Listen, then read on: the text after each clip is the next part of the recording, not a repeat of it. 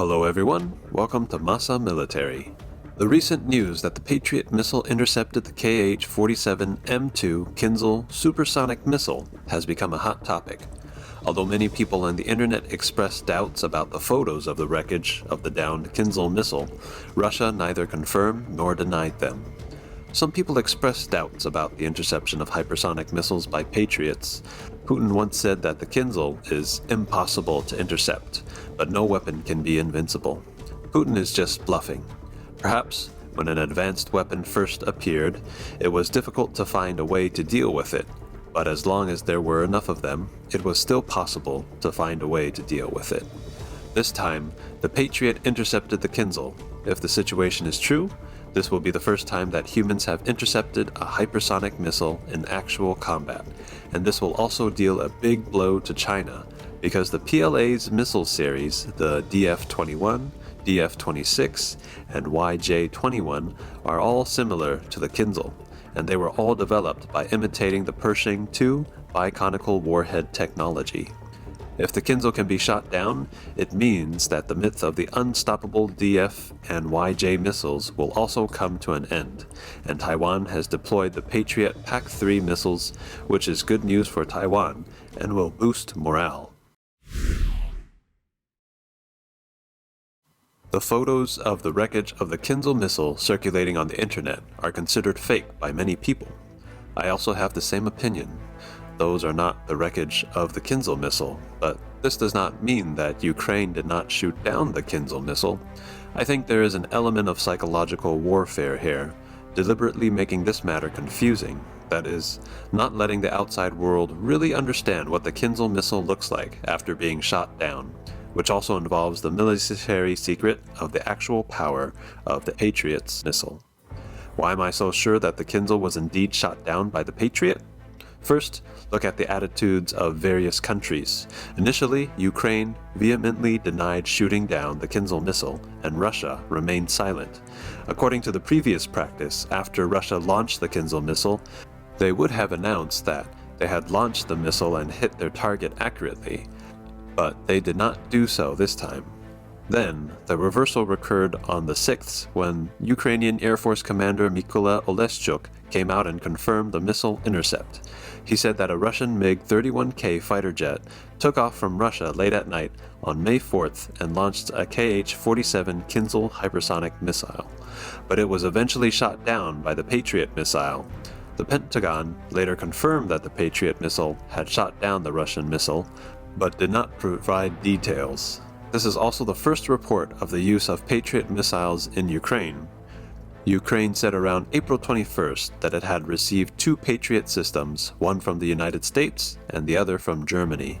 Secondly, although the United States did not announce what type of Patriot missiles it provided to Ukraine at the beginning, it can be seen from the leaked U.S. confidential documents that the United States also provided Patriot PAC-3 anti-missile missiles at the same time. In fact, the audiences in Taiwan know that the anti-ballistic missile PAC-3 and the air defense PAC-2 are mixed on the launcher, which can not only intercept drones, fighter jets, and other aircraft targets, but also intercept various types of missiles. Therefore, the claim that Ukraine does not have anti-missile Patriot missiles is also not valid. Third, the Patriot missile directly would hit the incoming Kinzhal with a kinetic energy interceptor. Both sides are at 5 or 6 times the speed of sound, and the relative speed exceeds 10 times the speed of sound. The result of the impact must have been an explosion and disintegration in the air. There should be relatively no wreckage. Therefore, it's likely those photos on the internet are to muddy the waters, and the purpose is to cover up the truth of the shooting. Russia's large-scale airstrikes on Kyiv on the eve of Victory Day, including the Kinzhal missile, also wanted to hit Ukraine's momentum. Russia has launched the Kinzhal several times. On March 18, 2022, Russia fired a Kinzhal missile at a Ukrainian target for the first time. Since 2023, Russia has launched the Kinzhal missile many times. On March 9th, it launched 6 Kinzhal missiles in one day, and one each on March 18th and April 11th. These launches did not destroy or weaken the combat capabilities of the Ukrainian troops. On the contrary, it is possible for the United States and NATO to understand and analyze the flight and ballistic characteristics of the Kinzhal and formulate corresponding countermeasures. The Kinzhal is basically an air-launched version of the land-based Iskander-M short-range ballistic missile. Ballistic missiles can all be defined as hypersonic missiles because their speed, after rushing out of the atmosphere, generally exceeds 10 times the speed of sound, or Mach 10, and the maximum may reach Mach 20. But after they reach the atmosphere, they will decelerate rapidly, and during search and attack at the end stage, the speed may be reduced below Mach 5, or about 3,800 miles per hour. Judging from the shape of the warhead, the Kinzhal, Iskander-M, and PLA's DF-21D, DF-26B, YJ-21, and the air-launched ballistic missiles carried by the recently unveiled H-6K bomber are all imitated by the Pershing II's biconical warhead technology. The Pershing II is the third-generation medium-range ballistic missile and entered service in 1985. It is the world's first ballistic missile to use active radar guidance, and it is also the first to use biconical warhead technology. If an aerodynamic rudder is installed on the traditional cone warhead, it will face the problem of excessive resistance at high speed. But Pershing II creatively uses a biconical warhead. The warhead, with a biconical structure, can form a shockwave, allowing the aerodynamic rudder to hide behind the shockwave, which can greatly reduce the warhead resistance at high speeds, allowing the warhead to be precisely controlled in the atmosphere below 30 kilometers. Therefore, it provides accurate terminal guidance and the substantial maneuvering in the horizontal direction created by the conditions. The Pershing II warhead is generally loaded into the atmosphere at a speed of Mach 12 to 14, and the speed will drop to Mach 6 to 8 after passing through the black barrier area. As soon as the warhead leaves the black barrier area, it immediately changes the flight altitude through the aerodynamic rudder, level the warhead, and carries out level flight. At this time, the radar starts to work. When the radar descends to a predetermined height above the target, the speed drops below Mach 5 and terminal flight begins.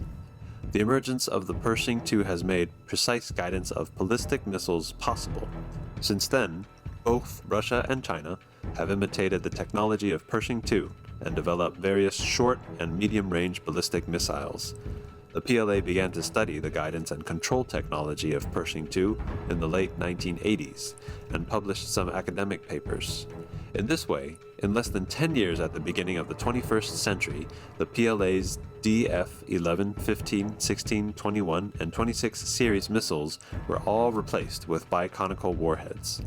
The aerodynamic layout of the Kinzhal and the Iskander-M is exactly the same, but because of the air launch method, the Kinzhal has a higher speed and longer range. In 2018, Russia conducted a test launch of the Kinzhal. At that time, the MiG-31 launched the Kinzhal missile at an altitude of 20,000 meters and at a speed of Mach 2.3. In this way, when the missile is launched, it will have a muzzle velocity of 2.3, and the air at high altitudes is thin and the resistance is small, so it will be easier to reach Mach 10. This is the advantage brought by high altitude and high speed launches, but conversely, as long as the MiG-31 can be monitored, it will be possible to know where and when the Kinzhal was launched. Patriot missile has been in service since the 1970s. Each generation has been reborn, and there are many performance-enhanced models. There are models mainly aimed at aircraft, cruise missiles, or ballistic missiles. The Patriot PAC-3 missile is mainly aimed at aircraft and cruise missile targets. The missile adopts the radar command guidance method, with a prefabricated fragment warhead detonated at close range. The Patriot PAC-3 missile is mainly aimed at ballistic missile targets. It adopts a kinetic energy collision and destruction method. The maximum flight exceeds Mach 5.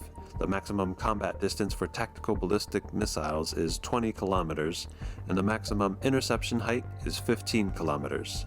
The PAC-3 also has an extended range model, which is the PAC-3 MSE with a maximum interception altitude of 20 kilometers, a combat range of 30 kilometers against tactical ballistic missiles, and a maximum flight speed of Mach 5.